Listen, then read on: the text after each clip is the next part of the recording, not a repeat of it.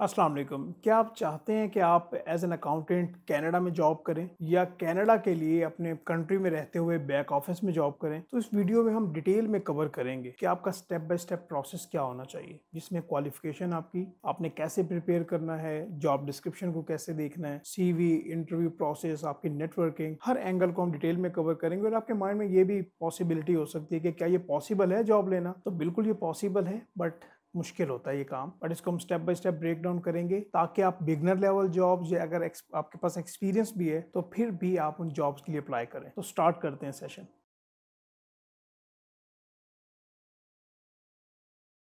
आज हम डिटेल में कवर करेंगे कि अगर आपने एज एन अकाउंटेंट कनाडा में मूव करना है या आपने ऑनलाइन बैक ऑफिस की जॉब भी करनी है, तो आपका स्टेप बाय स्टेप प्रोसेस क्या हो सकता है। और इसमें कोई शक वाली बात नहीं है कि ये क्वाइट पॉसिबल है। बस आपने स्टेप्स को फॉलो करना होता है और एक सिस्टमेटिक अप्रोच आपने रखना होती है। तो अगर मैं यहाँ पे अपनी वर्किंग पे जाऊँ तो एक्चुअली हमने यहाँ पे 5 पॉइंट्स को कवर करना है कि क्वालिफ़िकेशन रिक्वायरमेंट क्या होगी। दूसरे नंबर पे आपने अपॉर्चुनिटीज़ को देखना कैसे है, जॉब डिस्क्रिप्शंस को कैसे देखना है। तीसरे नंबर पे स्किल सेट की क्या रिक्वायरमेंट्स होती हैं। चौथा पॉइंट काफ़ी ज़्यादा इंपॉर्टेंट है कि आपने अपने आप को प्रिपेयर कैसे करना है। लैंग्वेज के काफ़ी बैरियर होते हैं, स्किल सेट के काफ़ी बैरियर्स होते हैं और आपका जो एप्लीकेशन प्रोसेस है वो क्या होना चाहिए। अगर आप इस पॉइंट को अच्छी तरह से कैप्चर कर लें तो आप जॉब लेटर या ऑफ़र लेटर तक ईज़िली पहुँच सकते हैं। ठीक है? तो मैं ये जो अभी मैंने ये वाली गूगल पे ये जॉब निकाली हुई थी अकाउंटेंट्स की, मैं इसके ऊपर बाद में आता हूँ। सबसे पहले मैं यहाँ पे 1-2 जो पॉइंट्स हैं उनको डिस्कस कर लूँ। देखिए, जो पॉइंट नंबर 1 है क्वालिफ़िकेशन रिक्वायरमेंट्स को लेके, वो मैं आपको क्लियर करता जाऊँ कि अगर आपने ग्रेजुएशन किया like BS accounts and finance की कैटेगरी में आपने किया है या आपके पास प्रोफेशनल क्वालिफ़िकेशन का बैकग्राउंड है, तो ज़रूर आप अप्लाई कर सकते हैं। और आजकल बहुत ज़्यादा ट्रेंड है, ज़रूरी नहीं कि आप कनाडा में इन पर्सन जाएँ और वहाँ पे जॉब करें।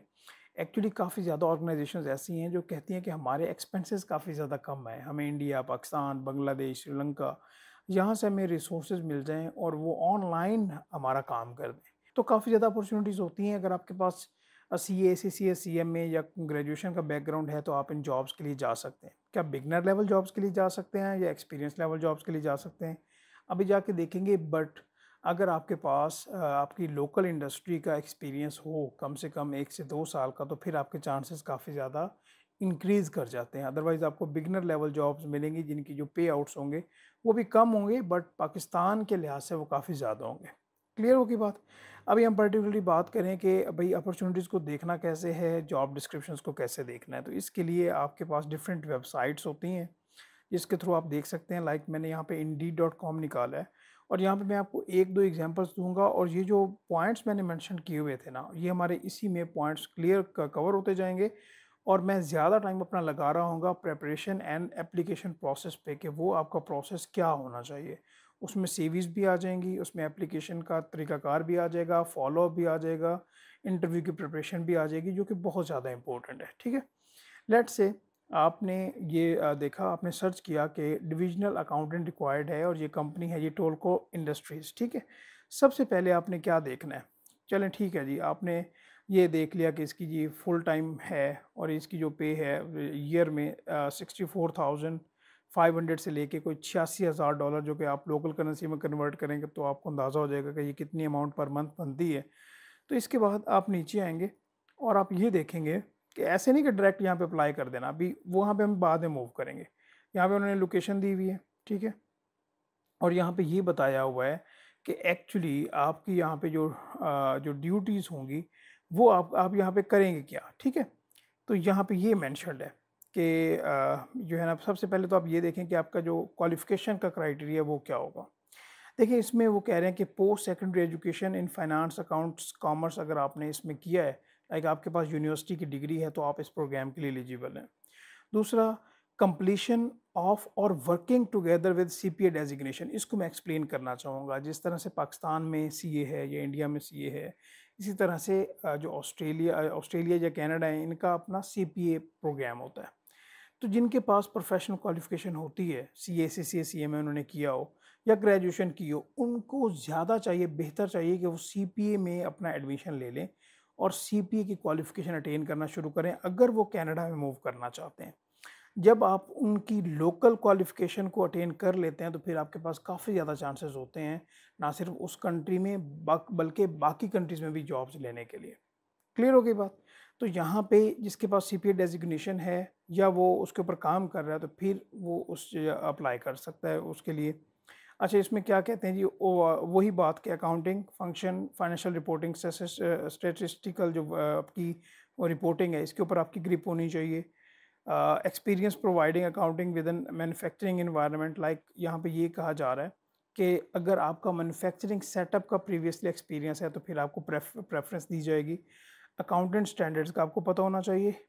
और साथ यहाँ पे ये देखें, ये जो सेकंड लास्ट पॉइंट है, ये क्या है जी, एक्सेल स्किल्स आपके पास होनी चाहिए, including experience in power BI के, लाइक आपके पास जो पावर बीआई के रिलेटेड एक्सपीरियंस है, कि आपने जो फाइनेंशियल डेटा विजुअलाइज करना होता है वो भी आपके पास हो।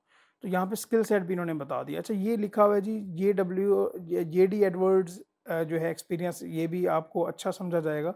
अच्छा, जेडी एडवर्ड्स के बारे में परेशान ना होइएगा, ये ओरेकल की बात हो रही है। ये मैंने सर्च किया था कि ये जेडी एडवर्ड्स क्या है। तो ये वहाँ पे जिस तरह पाकिस्तान में या ओवरऑल द वर्ल्ड आप देखते हैं कि एसएपी है, ओरेकल है, बाकी सॉफ्टवेयर्स होते हैं, तो ये भी एक लाइक बिजनेसेस को सॉफ्टवेयर्स प्रोवाइड करने वाली एक कंपनी है। हालांकि उनको यहाँ पे ओरेकल या ईआरपी लिखना चाहिए था। इसके बाद अगर हम नीचे आएँ, तो यहाँ पे हमें ना जॉब रिस्पॉन्सिबिलिटीज़ या जॉब ड्यूटीज़ का पता चलेगा कि वहाँ पे आपका रोल क्या होगा। ये देखिए, in this role you will क्या करेंगे आप, provide accurate financial information including financial statements, budget and variance analysis. इसीलिए मैं बार बार अपनी बाकी वीडियोज़ में भी कहता हूँ कि फाइनेंशियल स्टेटमेंट्स प्रिपेयर करना कितना ज़्यादा इंपॉर्टेंट है। उनके पीछे जो भी वर्किंग हो रही होती है, बजट्स बन रहे होते हैं, वेरियस एनालिसिस हो रहा होता है, इसके ऊपर आपकी अच्छी ग्रिप होनी चाहिए। Assistant weekly, monthly and annual financial reporting including various reports and prepare accounts analysis, update financial statements formats, account reconciliation, general entries. वैसे ये वाला जो सारा काम है, ये इस सेगमेंट में कम्प्लीटली कवर हो जाता होता है। Use your understanding of financial policies and controls to see the big picture. ये पॉइंट जो है ना, बड़ा जनरल नॉलेज का लिखा हुआ है। इसमें क्या होता है कि आप कंपनी की पॉलिसीज़ को देखते हैं और उसके अकॉर्डिंगली अपना काम करते हैं। और आजकल ना दुनिया में ट्रेंड चल पड़ा है कि जो भी आपका एम्प्लॉय होगा, बड़े अच्छी पोजीशन पे होगा, एक्चुअली वो आपका बिजनेस पार्टनर कंसिडर होगा। तो वहाँ पे ये कह रहे हैं कि partner with departments across the mill to deliver excellent customer services. अगर इसमें देखा जाए, तो ये वाले जो दो ऊपर वाले पॉइंट्स हैं, एक्चुअली ये आपकी मेजर रिस्पॉन्सिबिलिटी होनी है कि आप मैनेजमेंट अकाउंट्स को बनाएं, उनको देखें, ओवरलुक करें। क्लियर होगी बात? अच्छा, यहाँ पे ये मैंने आपको कुछ ये एक डिविजनल अकाउंटेंट के बारे में बताया। इसमें हमने देखा कि आपकी एजुकेशन की क्या रिक्वायरमेंट है, सैलरी क्या है और आपकी ड्यूटीज़ क्या होंगी। अप्लाई नाउ पे अभी नहीं गए हम, दूसरे नंबर पे गए हैं। अच्छा, ये भी क्या है कि ये फुल टाइम इनको अकाउंटेंट चाहिए, सैलरी इन्होंने नहीं की। लाइक जब आप एप्लीकेशन प्रोसेस से आपकी सीवी सिलेक्ट होगी, इंटरव्यू प्रोसेस होगा, तो उसके बाद एक्चुअली ये बताया जाएगा कि भाई आपसे पूछा जाएगा कि हम आपकी क्या एक्सपेक्टेशन है और हम आपको कितनी सैलरी दे सकते हैं। ठीक है? तो यहाँ पे उसी तरह से यहाँ पे क्वालिफिकेशन के बारे में बताया आपका, यूनिवर्सिटी डिग्री हो, आपके पास 1 से 3 साल का एक्सपीरियंस हो, अकाउंटिंग इन्वायरमेंट का तो अच्छा है। कंप्लीशन, ये दूसरा पॉइंट पढ़ें ज़रा, ये वाला जो इंपॉर्टेंट है, कंप्लीशन और close to completion of CPA designation. अगर आप में से किसी बंदे ने सीपीए में लाइक एनरोलमेंट करवाई हुई है, उसने कुछ उसके पेपर्स पास कर लिए हुए हैं, तो अभी आप देखें, आपके पास यूनिवर्सिटी की डिग्री भी है और आप सीपीए में भी प्रोग्राम में हैं, तो आपके पास एक कंपेरेटिव एडवांटेज है। क्लियर होगी बात?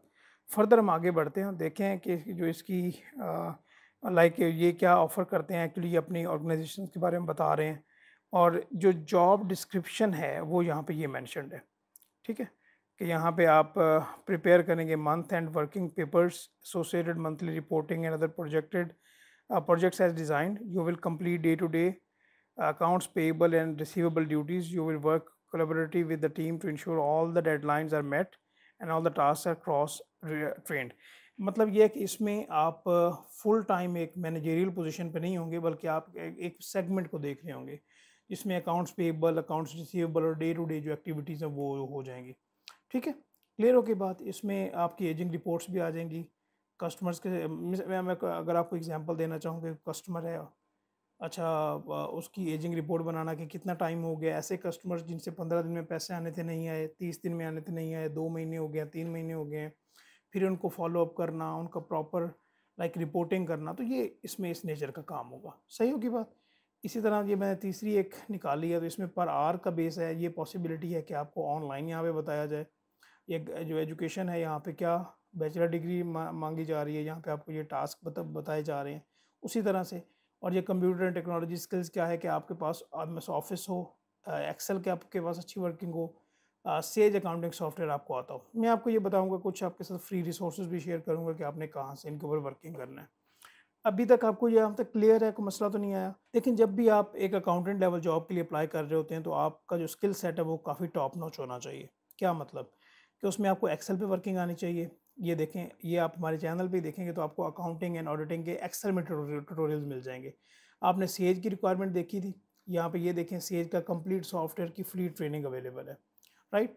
इसी तरह से ये ज़ीरो की ट्रेनिंग है, क्विक बुक की ट्रेनिंग है, तो अकॉर्डिंगली आप यहाँ से फ्री ऑफ कॉस्ट लाइक अपने आप को अगर वर्किंग करना चाहें तो कर सकते हैं। स्किल्स काफ़ी ज़्यादा ज़रूरी हैं। क्या सिर्फ यही स्किल्स जो मैंने अभी आपको बताई हैं? नहीं, कम्युनिकेशन स्किल्स, क्योंकि हमने वहाँ पे काम करना है इंग्लिश में। हमारी जो कम्युनिकेशन टीम के साथ होनी है वो इंग्लिश में होनी है। वहाँ पे आप भी होंगे, इंडिया से भी लोग होंगे, कनाडा से भी लोग होंगे, तो ऑब्वियसली चाहे वो आप बैक ऑफिस में जॉब करें या वहाँ पे जॉब करें, तो आपकी जो कम्युनिकेशन है उसके ऊपर आपको काम करना है कि वो बेहतर हो। अभी हम बात कर लेते हैं कि आपने प्रिपेयर कैसे करना है एप्लीकेशन प्रोसेस, और ये स्टेप बाय स्टेप आप नोट करें। और ये बातें बहुत ज़्यादा इंपॉर्टेंट अभी होने वाली है कि मिसाल के तौर पे आपके पास क्वालिफिकेशन आ गई, आपके पास एक्सपीरियंस आ गया, नाउ यू वांट कि आप पाकिस्तान से बाहर मूव करें कनाडा में। नंबर वन, आपने नेटवर्किंग बिल्ड करनी है। नेटवर्किंग बिल्ड करने का क्या मतलब है कि आपने अपना लिंक्डइन अकाउंट अच्छा मेंटेन करना है, उसको आपने एक्टिव रखना है, और आपने कनेक्शंस बिल्ड करने हैं जिस कंट्री में भी, जिस कंपनी में भी आप अप्रोच करना चाह रहे हैं। ये नंबर वन है। नंबर टू, आपके सीनियर्स होंगे। लेट्स से अगर आपने किसी अकाउंटिंग फर्म में काम किया है, ऑडिट फर्म में काम किया है, किसी कंपनी में काम किया है, वहाँ पे कोई ना कोई सीनियर ऐसा ज़रूर होगा जो कि आपके सर्कल में हो। नहीं है तो आप फाइंड आउट करें जो कि कनाडा में या जिस कंट्री में भी आप अप्रोच कर रहे हैं वहाँ पे वो मूव किया है। आप उसके साथ अपनी नेटवर्किंग बिल्ड करें, और रेफरेंस जो है, जितना आपको रेफरेंस ज़्यादा सपोर्ट करता है इतना कोई भी आपको सपोर्ट नहीं करता। तो रेफरेंस की बेसिस पे आप पाकिस्तान से बाहर मूव कर सकते हैं। क्लियर हो की बात? वो आपको रेफ़र कर सकते हैं। उसके बाद आ जाती है कि आपने सीवी प्रिपेयर करना है। अच्छा, सीवी का कुछ मैं आपके साथ ना एक टेम्पलेट शेयर करना चाहता हूँ। अक्सर आप देखते हैं कि सीवी के ऊपर कोई तस्वीरें लगी हुई हैं जी, कोई डायनामिक कलरफुल सीवी बनी हुई है। नहीं, ऐसा नहीं करना। आपकी सीवी एक अकाउंटेंट, एक प्रोफेशनल सीवी होनी चाहिए। अभी ये वन पेजर सीवी है क्योंकि इस बंदे के पास लाइक एक्सपीरियंस उस तरह से होगा। तो आप सिंपल सीवी रखेंगे, अपना नाम लिखें, क्या हैं आप, अकाउंटिंग ऑफिसर रहे हैं या आप एस्पायरेंट हैं, यहाँ पे अपनी जो डिटेल्स हैं वो मेंशन करें। कोई लिंक्डइन का लिंक मेंशन करें अपने। यहाँ पे आप अपने बारे में ऑब्जेक्टिव अपना पैराग्राफ लिखें, वर्क एक्सपीरियंस लिखें, रेलिवेंट स्किल्स रखें, ये जो मैं आपको बता रहा था स्किल्स। और स्किल्स वाले पार्ट में यही जो है वो पॉइंट, एक्चुअली सीवी जब आपकी स्टैंड आउट करेगी तो फिर ही आपको अपॉर्चुनिटी मिलेगी, ठीक। तो यहाँ पे आपने स्किल्स पे काम करना है जिसमें एक्सेल है, फाइनेंशियल स्टेटमेंट्स हैं, फाइनेंशियल मॉडलिंग है। तो यहाँ पे एक्चुअली मैं आपको यहाँ पे एक और बात बताता जाऊँ कि अगर आप हमारी वेबसाइट पे आएंगे प्रोफेशनल्स लेगेसी, तो यहाँ पे आपको लाइक बेहतरीन जो हमने डिज़ाइन किए हुई हैं प्रॉपर अकाउंटेंट बनने के लिए स्किल्स, वो आपको यहाँ पे कोर्सेज वाले सेगमेंट में मिल जाएंगे। ये फाइनेंशियल स्टेटमेंट्स कैसे बनानी है, फाइनेंशियल स्टेटमेंट का ऑडिट कैसे करना है, ये पावर बीआई में फाइनेंशियल रिपोर्टिंग, तो ये सारा कुछ हमने कवर किया हुआ है। अगर आप इनको देखना चाहें it's totally up to you, वो भी आप देख सकते हैं। दोबारा हम यहाँ पे आते हैं। तो एप्लीकेशन प्रोसेस में मैंने आपको सीवी बताई कि सीवी आपकी अच्छी टू द पॉइंट होनी चाहिए, और आपने सिर्फ एक दो कंपनी में अप्लाई नहीं करना।